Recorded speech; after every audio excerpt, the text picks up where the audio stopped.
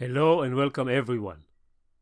I try to pick examples featuring famous world-class players because it's more engaging than the struggles of Joe Schmo from Little Neck. This, and the flood of technical details, can obscure my message, which is these race formulas are here to assist us, the 7 to 17 PR players, improve our game. So here's some positions I picked from heroes to illustrate why you should use them. And by them, I mean K-star, which is what I recommend as the catch-all method for non-short races. K-star is easy to compute because by some strange magic, it doesn't need crossovers or number of checkers. It's just the race, wastage, and gaps. Gaps count only on high points. Race gets adjusted by adding 1/7 of the player on roll PepCount, and wastage is counted on the low points. Here white, holding the cube, is 5 pips behind, but black has some wastage. So let's do K-star properly. 67 divided by 7 is 9. We always round down. So white is 14 down. Black has one more gap, 2 versus 1, so 13 down. Black has 4 checkers on the 1 point, and white 2. That's 4 pips, since each extra checker on the 1 point is worth 2 pips. That's -9. And the 2 point has 2 checkers versus 1, so 1 more pip, -8. And that's still far from -4, the start of the double take window. And it is indeed a big money no redouble. White rolled 4-4 and black 6-3, so white made some nice progress. But they rushed through. Maybe they hesitated to redouble when leading the match, but they should stop and consider. 51 to 7 is 7, so 5 behind.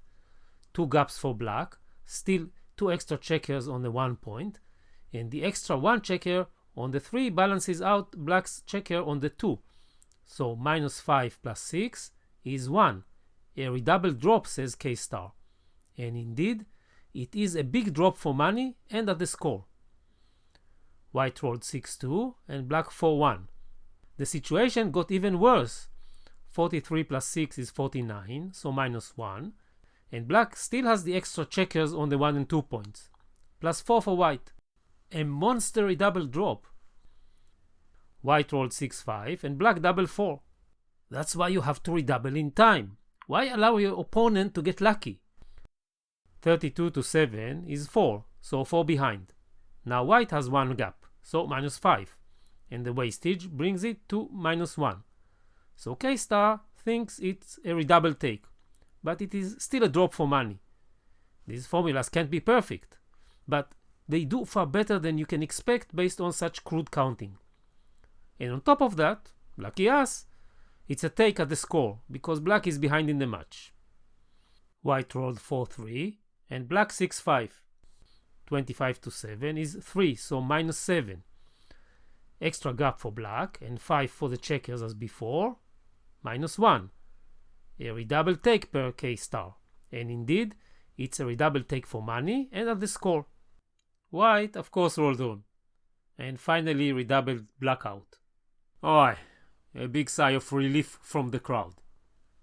When pip counts get below 20, you can consider using PepCount. My official recommendation is to use PepCount when one side has 4 checkers or less, but it's reasonable in most short races. In PepCount, you inflate by 10% and add 4 pips for each checker on the board. Here, 18 plus 1 is 19, so 3 behind. Black has 8 checkers and white 6, 2 more, so add 8 to get +5. A redouble drop like the rest.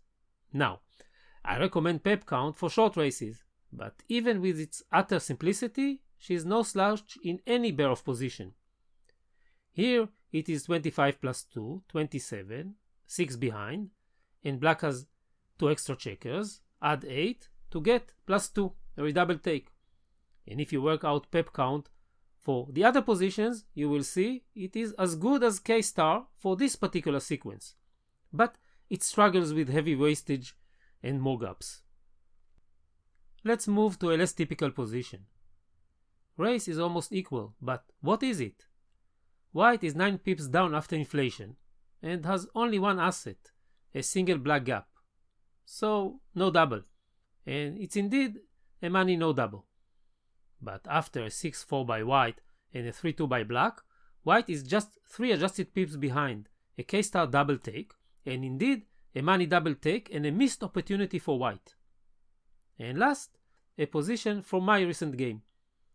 Minus 16 inflated pips, but White has 2 extra gaps and a 14 pips worth of wastage. So it is a K-star and a money redouble take. But I wasn't happy with Jesus taking and redoubling for the match. I thought he had too many wins and I would rather double him out. Not sure if my reasoning was correct, but it's a no redouble at the score. He rolled badly and I reached a strong K-star redouble drop and was happy to get to Crawford. Note again how PepCount struggles in these positions and should not be used in a race.